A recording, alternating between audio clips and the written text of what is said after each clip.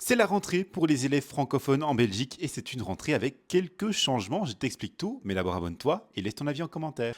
Une rentrée qui s'est faite sans smartphone et autres appareils connectés. Ils sont désormais interdits pour l'usage récréatif dans l'ensemble des écoles de la communauté française.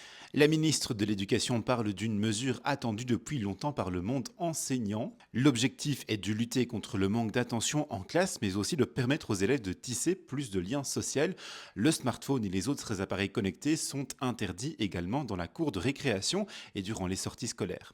Le tronc commun, donc l'idée d'avoir un programme d'enseignement identique depuis la troisième maternelle jusqu'à la troisième secondaire dans toutes les écoles, entre en vigueur aujourd'hui en sixième primaire. Pour les élèves de sixième primaire, quelques changements, donc on passe de 2 à 3 heures d'éducation physique par exemple, et puis est à nouveau introduite la possibilité de redoubler en sixième. L'idée pour ce redoublement, d'après la ministre Valérie Glatini, c'est qu'il n'intervienne qu'en dernier recours, quand l'enseignant aura d'abord utilisé toutes les possibilités qu'il avait pour faire en sorte que l'élève acquiert les connaissances nécessaires. Voilà pour les changements maintenant, mais il y en aura aussi dans les années à venir.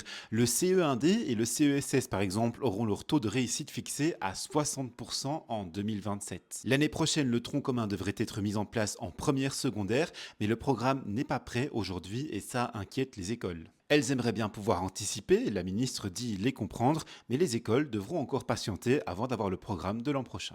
Pour tout ça, il faut des enseignants et la ministre prend donc des mesures pour lutter contre la pénurie en créant par exemple 2 nouveaux pôles d'enseignants remplaçants. Le principe existe déjà depuis plusieurs années, on engage des enseignants à temps plein et leur mission principale c'est d'aller remplacer un peu partout dans les écoles pour combler les trous. Mais tout cela et d'autres mesures se prennent dans un contexte budgétaire difficile pour la Fédération Wallonie-Bruxelles, lourdement endettée et qui s'endette encore. Des coupes budgétaires sont donc à prévoir dans l'enseignement.